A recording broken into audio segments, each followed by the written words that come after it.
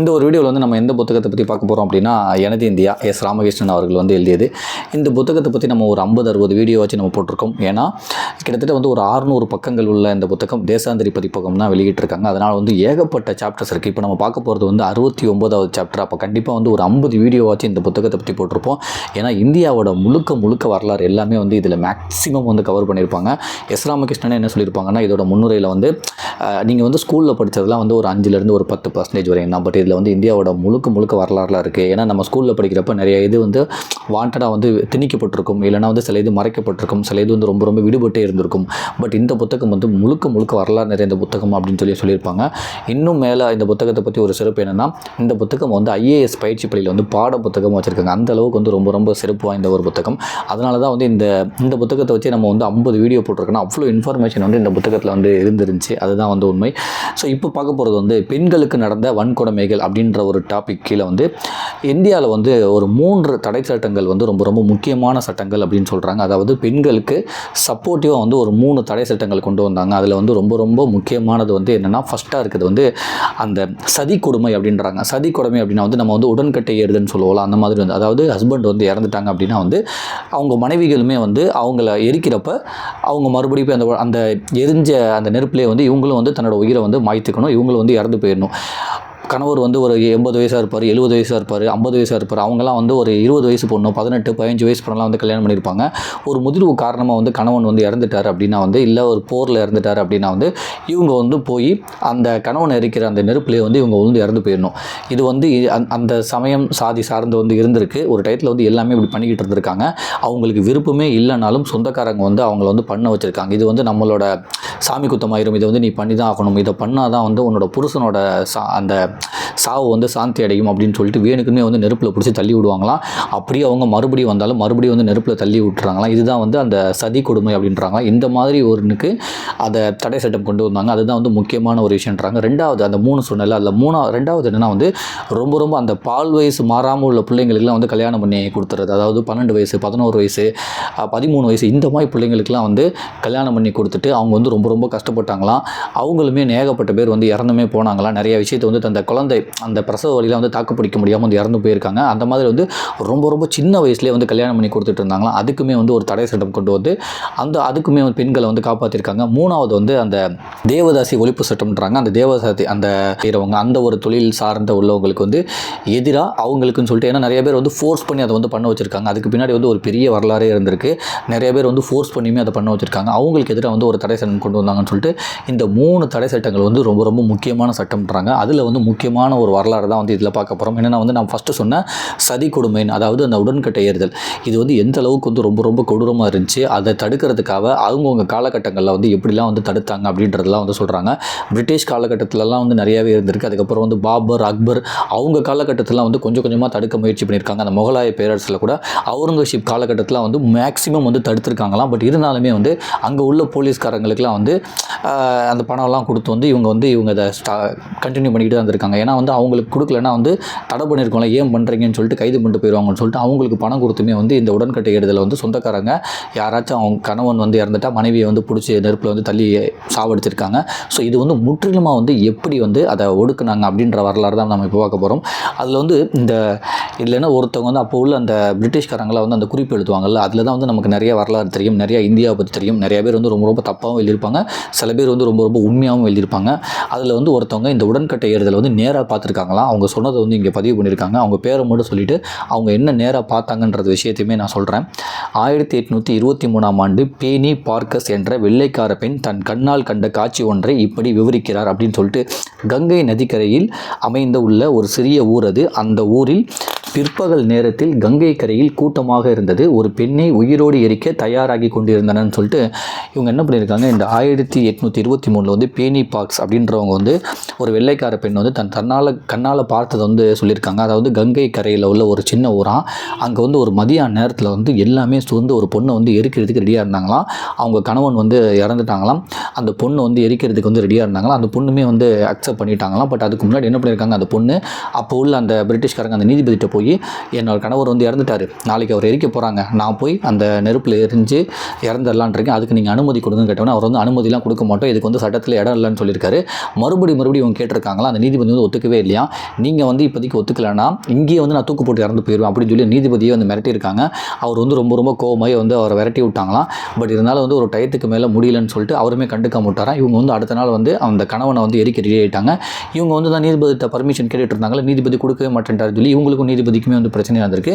வேறு என்ன பண்ணுறது, அவங்க நீதிபதி கொடுத்தா என்ன கொடுக்காட்ட என்ன, நமக்குன்னு சொல்லி ஒரு அந்த சாதி சம்பிரதாயம் இதெல்லாம் இருக்குது, நம்ம கும்பிட்ற சாமி இதுக்கெல்லாம் வந்து இதெல்லாம் பண்ணணும் அப்படின்னு சொல்லிட்டு இவங்க என்ன பண்ணாங்க, ரெடி ஆகிட்டாங்களாம். சொந்தக்காரங்க எல்லாமே வந்து அந்த பொண்ணை வந்து பிடிச்சி தள்ளுறதுக்கு ரெடி ஆகிட்டாங்களாம். அங்கே கங்கை கரையில் வந்து எரிச்சிக்கிட்டு இருக்காங்களாம். பிடிச்சி தள்ளினோடனே அந்த பொண்ணுக்கு அப்போ தான் தெரியுதான், ஆஹா நம்ம ரொம்ப தப்பு பண்ணிட்டோமோன்னு சொல்லி யோசிச்சுக்கிட்டு இருக்கப்போ பிடிச்சி தள்ளி விட்டாங்களாம். உள்ளே போனோடனே அந்த நெருப்பு பட்டோடனே வந்து கத்திட்டு அது திருப்பி வெளியில் வர பார்த்துச்சான். அந்த எரிக்கிறவங்க என்ன பண்ணுறாங்கன்னா மறுபடியும் அந்த பொண்ணை தூக்கி உள்ளே அந்த நெருப்பை தள்ளி விட்டாங்களாம். அந்த கணவன் வந்து எரிஞ்சிக்கிட்டு இருக்காருல, அதில் வந்து நெருப்பில் தள்ளி விட்டாங்களாம். மறுபடியும் அந்த பொண்ணு வந்து எந்திரிச்சு ஓடி போய் அந்த கங்கை நதியில் வந்து குதிச்சிருச்சான்.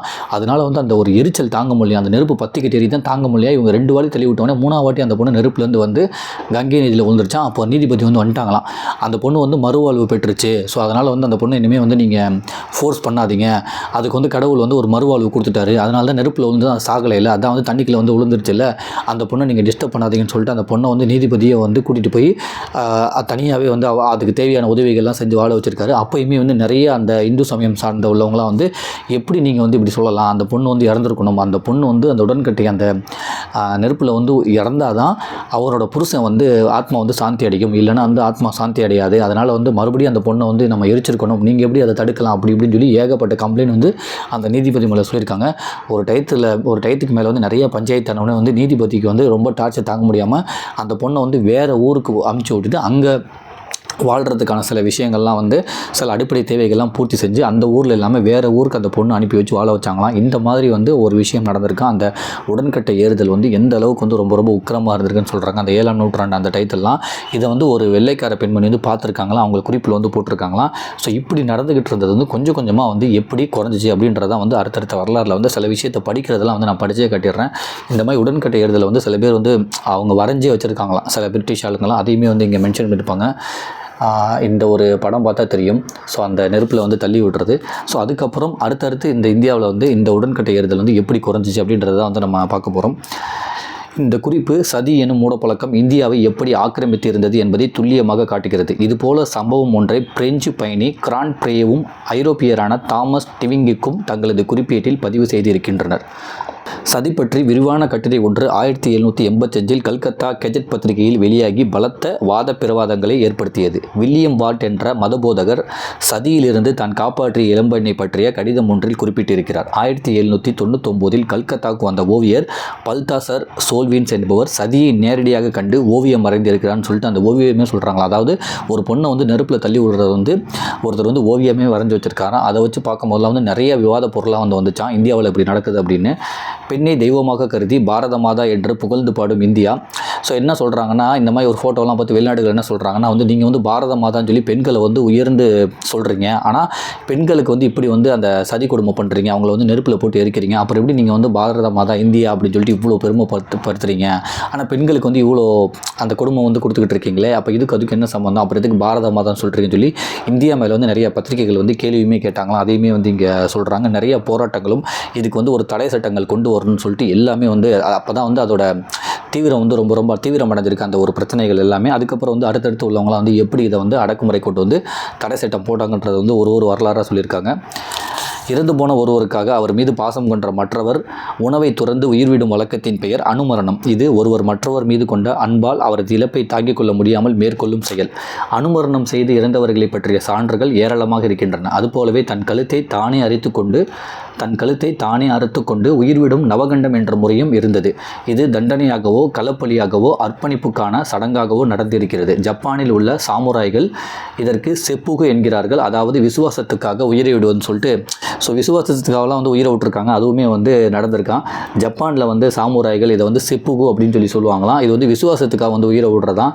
அதாவது ஒருத்தவங்க மேலே வச்ச அன்பால் வந்து அவங்க பிரிச்சுட்டாங்கன்னா நம்மளால் வாழ முடியாதுன்னு சொல்லிட்டு கழுத்து அறுத்துக்கிட்டு செத்து போயிடுவாங்களாம். இல்லைனா வந்து சாப்பாடே சாப்பிடாமல் வந்து செத்து போயிடுவாங்களாம். அந்த மாதிரிலாம் வந்து நடந்திருக்கான். பட் ஆனால் அதுக்கும் அந்த சதி அப்படின்றதுக்கு வந்து நிறைய வித்தியாசம் இருக்குது அப்படின்றாங்க. ஆனால் சதி இது போன்றதல்ல. அது இறந்து போன கணவன் உடலோடு சேர்த்து அப்பாவி பெண்ணை நெருப்பில் பலியிடும் சடங்கு.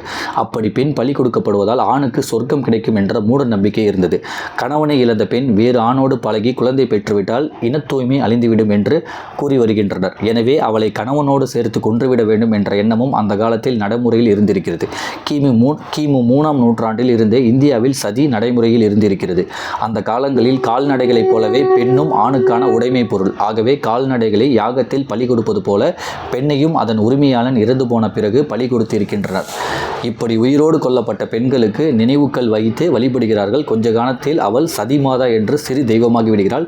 இப்படி சதி மாதாக்கள் மத்திய பிரதேசம் மற்றும் ராஜஸ்தான் ஆகிய மாநிலங்களில் நிறைய இருக்கின்றனன்னு சொல்லிட்டு இந்த மாதிரி வந்து அந்த சதி மாதாக்களை வந்து ஆக்கிடுவாங்களாம். அதாவது வந்து இப்படி எரிச்சவங்கள வந்து என்ன பண்ணுவாங்களாம், கொஞ்ச நாளைக்கு அப்புறம் சிறு தெய்வமாக கும்பிடுவாங்களாம். அதுக்கப்புறம் வந்து சதி மாதாக்கள், ஏன்னா வந்து அந்த சதி கொடுமையால் தான் அவங்க வந்து இறந்து போகிறாங்க, அந்த நெருப்பில் தள்ளி சதி மாதாக்கள் ஆக்கிடுவாங்களாம். பட் இந்த மாதிரி நிறையா விஷயம் வந்து எங்கே நடந்திருக்குன்னா மத்திய பிரதேசம் ராஜஸ்தானில் வந்து நிறைய இருக்கும்.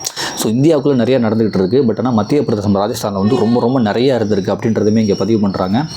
அலெக்சாண்டருடன் இந்தியாவுக்கு வந்த கிரேக்க வரலாற்று அறிஞர் அரிஸ்டோபுலஸ் சதியை நேரில் கண்டதை பற்றி குறிப்பிட்டிருக்கிறார். தட்சசீல நகரில் இறந்து போன கணவனுடன் நெருப்பில் இறங்கி உயிர் விட்ட பெண்ணை பற்றி அவரது நாட்குறிப்பில் பதிவு செய்திருக்கிறார். அதிலும் கிழவனுக்கு மனம் முடித்து வைக்கப்பட்ட 7-8 வயது சிறுமிகள் கூட சதிக்கு உள்ளாகி உயிரோடு எரிக்கப்பட்ட சம்பவங்கள் இந்தியாவுக்கு நடந்துகிட்டு இருக்குன்னு சொல்லிட்டு ரொம்ப ரொம்ப வயசான கிழவனுக்கு கூட வந்து ரொம்ப ரொம்ப சின்ன பிள்ளைங்களை வந்து கல்யாணம் பண்ணி கொடுத்துருவாங்களாம். 7-8 வயசு பிள்ளைங்களை.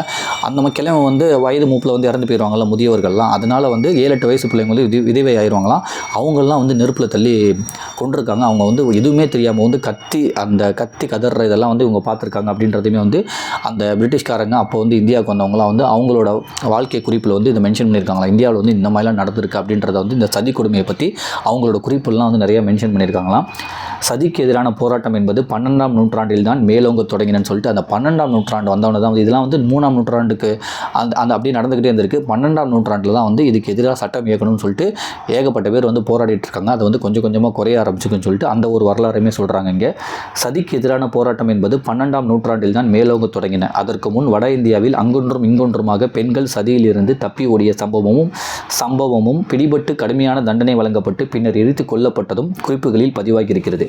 குறிப்பாக அப்போ சொன்ன மாதிரி வந்து 12ஆம் நூற்றாண்டில் தான் வந்து அந்த சதிக்கு அது ஆப்போசிட்டாக வந்து சட்டம் இயக்கணும், அந்த சதியை வந்து நம்ம வந்து தடை பண்ணணும் அப்படின்னு சொல்லிட்டு 12ஆம் நூற்றாண்டில் தான் வந்து அந்த போராட்டம் வந்து ரொம்ப ரொம்ப வளர்ச்சி அடைஞ்சிருக்கு.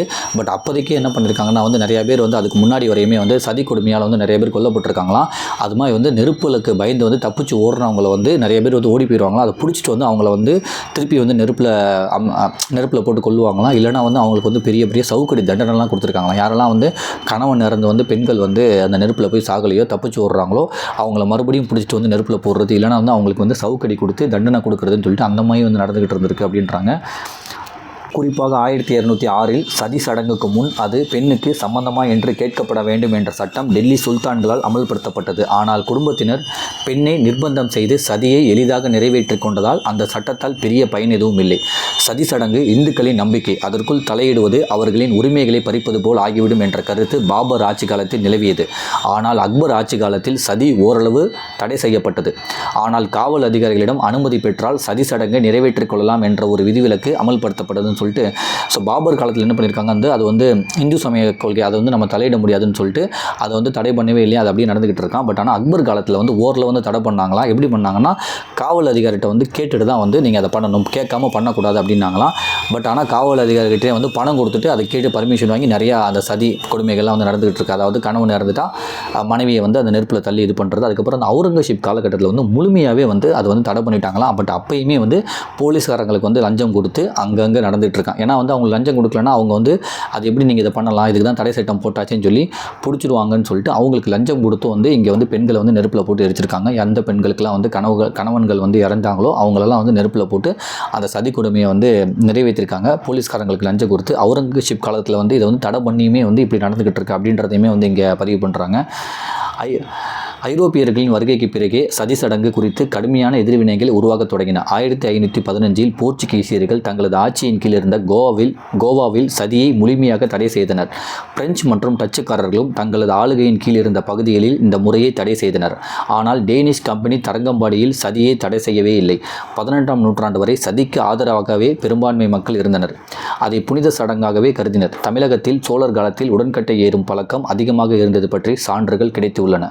ஜூகி என்ற நெசவாளர்கள் இனத்தில் உயிரோடு எரிப்பதற்கு பதிலாக பெண்ணை கணவனோடு சேர்த்து மண்ணுக்குள் புதைத்துவிடும் வழக்கம் இருந்து வருகிறது. இது பற்றி ரிஸ்லே தனது வங்காள பழங்குடியினர் பற்றிய தனது நூலில் எழுதியிருக்கிறார். சதியை ஒழிப்பதில் பிரிட்டிஷ் அதிகாரிகள் தீவிர கவனம் செலுத்தியிருக்கின்றனர். 1798 கல்கத்தா நகரில் மட்டும் சதியை தடை செய்து சட்டம் நிறைவேற்றினர். 1798 கல்கத்தா நகரில் மட்டும் சதியை தடை செய்து சட்டம் நிறைவேற்றினர். இதற்கு கல்கத்தா மயானத்தில் தொடர்ந்து நடைபெற்று வந்த சதி சடங்குகளே காரணம் அப்படின்னு சொல்லிட்டு கல்கத்தாவில் மட்டுமே 1798 சதியை நம்ம தடை பண்ணணும் அப்படின்னு சொல்லி சட்டம் ஏற்றிருக்காங்க. ஏன்னா கல்கத்தாவில் தொடர்ந்து அந்த சதி கொடுமைகள் நடந்துகிட்டே இருந்துச்சு. பெண்களை நெருப்பில் தள்ளிக்கிட்டே இருந்தாங்களாம். அதாவது எப்படி இருந்தாங்கன்னா ஒரு ஆண்டில் மட்டும் வங்காளத்தில் 500க்கும் மேற்பட்ட பெண்கள் உயிரோடு எரிச்சு கொல்லப்பட்டாங்களாம். இந்தியாவில் ஒரு வருஷத்துக்கு 8125 பெண்கள் சதியினால் உயிரை இழந்திருக்காங்கன்னு சொல்லி ஒரு புள்ளி வரும் சொல்கிறான். அதாவது இந்தியாவில் வருஷத்துக்கு 8125 பெண்கள் சதியில் உயிரை இழந்தனர் என்கிறது ஒரு புள்ளி வரும் சொல்லிட்டு வருஷத்துக்கு 8000 பேர் இந்த மாதிரி கணவன் இறந்துட்டா மனைவியை நெருப்பில் தள்ளி கொண்டுகிட்டு இருந்திருக்காங்க. அதுக்கப்புறம் அதை எப்படி முழுசாக தடை பண்ணாங்கன்னு சொல்லிட்டு கொஞ்சம் கொஞ்சமாக அந்த ஐரோப்பியர்கள் அதுக்கப்புறம் போர்ச்சுகீசியர்கள் இவங்களாம் கொஞ்சம் கொஞ்சமாக தடை பண்ண ஆரம்பிச்சிருக்காங்க. பட் அவுரங்கசீப் அதுக்கு முன்னாடி அக்பர் பாபர் இவங்க காலகட்டத்தில் கொஞ்சம் கொஞ்சமாக தடை பண்ணிட்டு வந்தது இவங்க முழுமையாக தடை பண்ணணும் அப்படின்னு சொல்லி கொஞ்சம் 1515 காலகட்டத்துக்கு அப்புறம் ரொம்ப ரொம்ப முழுசாக தடை பண்ண ஆரம்பிச்சிருக்காங்க. சதிக்கு எதிராக போராடியவர்களில் ராஜாராம் மோகன் ராய் மிக முக்கியமானவர். இவரது சகோதரர் இறந்துவிடவே அவரது மனைவி சதி சடங்கில் உயிரோடு எரிக்கப்பட்ட சம்பவம் மோகன் ராயின் மனதில் ஆழமான பாதிப்பை ஏற்படுத்தியது. அதிலிருந்து சதிக்கு எதிராக தீவிரமாக போராடத் தொடங்கினார். இதற்காக ஒவ்வொரு நாளும் கல்கத்தாவின் மயானத்துக்கு தனது ஆட்களுடன் சென்று சதி நடைபெறுகிறதா என்று கண்காணித்ததோடு அதை ஒழிப்பதற்கான தடை சட்டத்தை உருவாக்கவும் முனைப்புடன் செயல்பட்டார். 1829 வங்காள கவர்னர் பெண்டிங் சதியை முற்றிலும் ஒழிப்பதற்கான சட்டத்தை முன்மொழிந்தார். ஸோ 1829 வங்காள கவர்னர் பெண்டிங் சதியை முற்றிலும் ஒழிப்பதற்கான சட்டத்தை முன்மொழிந்தார். அதை ஏற்றுக்கொள்ள முடியாது என்று வங்காளத்தின் பிரபுக்கள் இங்கிலாந்து அரசிடம் மேல்முறையீடு செய்தனர். ஆனால் 1832 தடை சட்டம் அமல்படுத்தப்பட்டது.